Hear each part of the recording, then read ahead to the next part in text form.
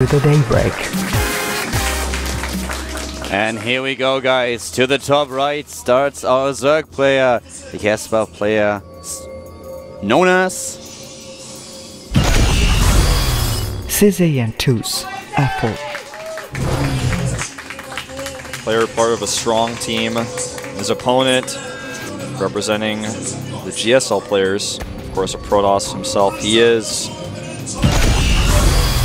Liquid Hero.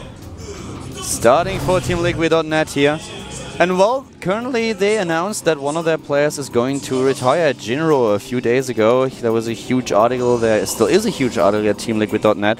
And of course a video as well where he basically explains his reasons and they look back on his gaming history. Well, it's a little bit sad, he will stay in Korea, but still, Jinro won't play StarCraft 2 anymore, not at least in any competitive tournament. Exactly. Now, I highly recommend reading this article, by the way, on TeamLiquid.net about it if you're especially an older fan of Jinro. He's been around for a really long time. Just really read some of his reasons. He puts a lot of insight into that thread, and I think it's pretty cool to check that out, so I recommend it.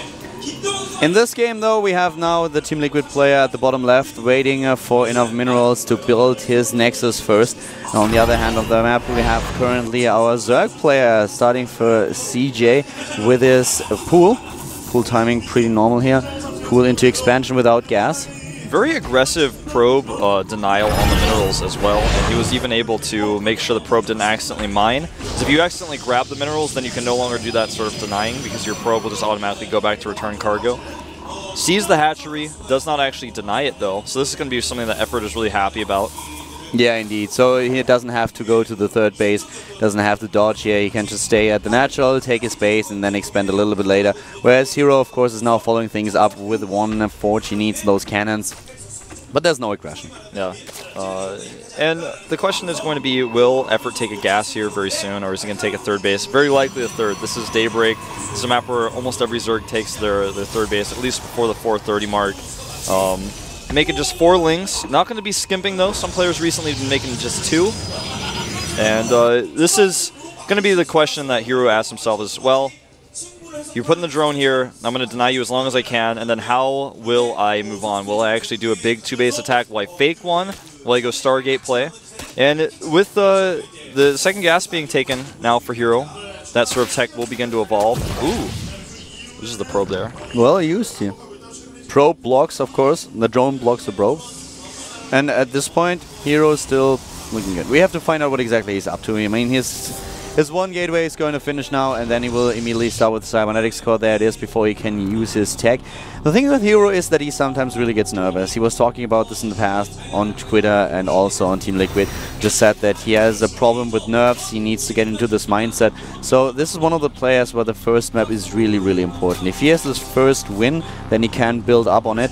But if he loses, then I can actually see Hero just getting a little bit too nervous in this game and making a few mistakes in map number 2 that he usually would not make. Exactly. That's something that is so important. I'm glad you pointed that out because this is kind of a big issue for him. And I think a lot of people know that because he said it so often in interviews. And I mean, it's just evident oftentimes in his play. +1 is being researched right now. A little bit faster than Warp Gate research. He got that a little bit late here. And the Overlord will see the gases at the natural have not been taken, but he does not do what we saw last game from Dongregu, which is to check with the Lings to see if +1 is being researched. He's sending the Lings across now, but the Watchtower's actually already been held, and Hero pulls back.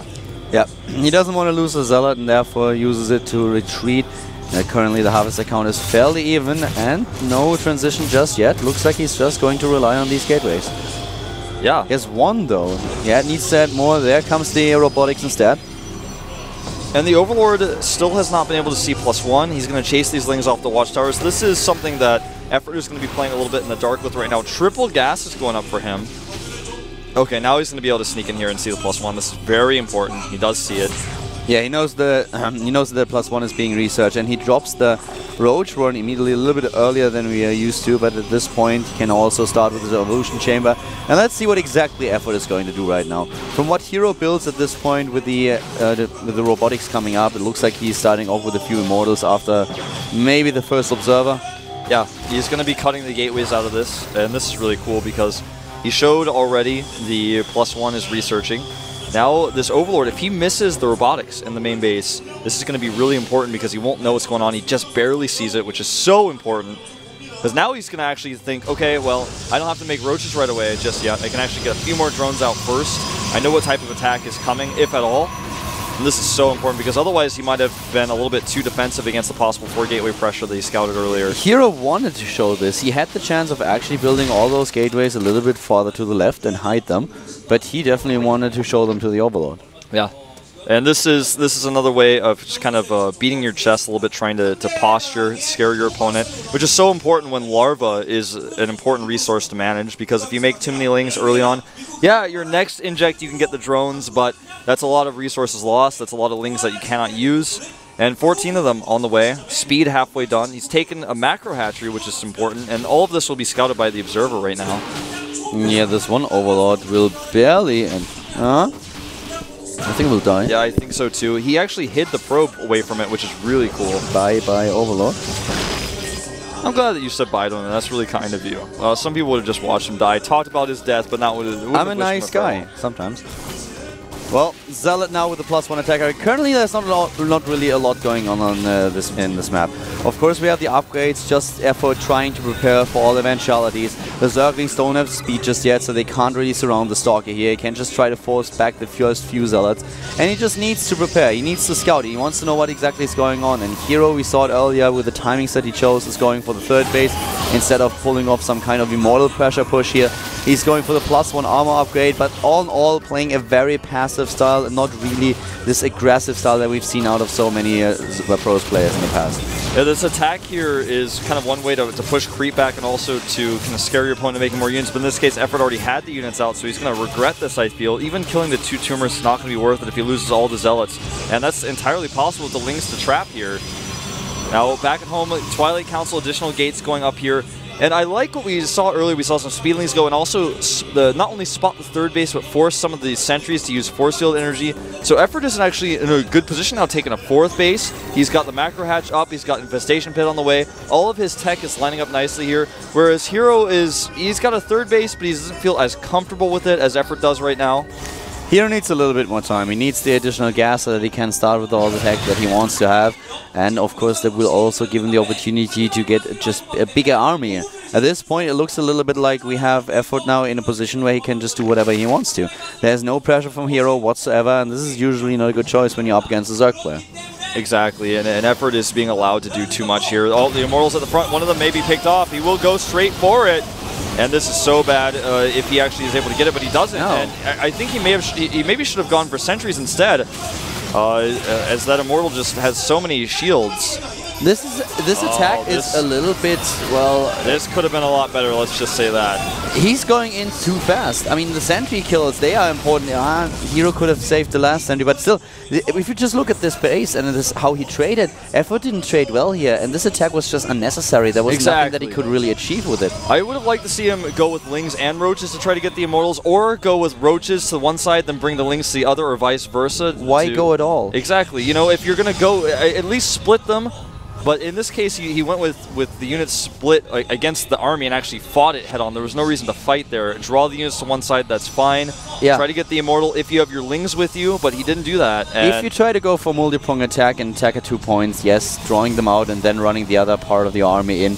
But this was a little bit too straightforward. Exactly, and if he scares Hero, even if he doesn't do any damage, that keeps Hero back, allows Effort to get his base up in the middle of the map, but that's not something he was able to accomplish with losing all of his units. Either way, Hero's still not moving out very aggressively until now. And he's going to decide not to fight here. There's just, the upgrades on these Zealots are 1-1. There's no way he can actually fight. But this time, this is how he should do it, is just scare Hero's units, draw them back, make sure that he doesn't get overzealous with actually moving out. Can't really engage here, but maybe at the main base. Oh, if he's able to sneak in here. No, not quite. The force field in position. Hero paid attention, well played. But he's buying time. He's buying time, and now the Infested and the Roaches already are on the move forward. Army supply is in favor of Effort, though. And the Warp Prism is the only thing he should be worried about right now. He did not quite spot it. This is going to be really important. He's got Overlords next to his base, though, as well as 2 Spore Crawlers for the defense, so the Warp Prism not going to be able to get in very easily. Effort has the Infestors with his army, which means he can do so much more here than he normally would be able to. He's going to run in, and this is a bit overzealous. He gets himself trapped.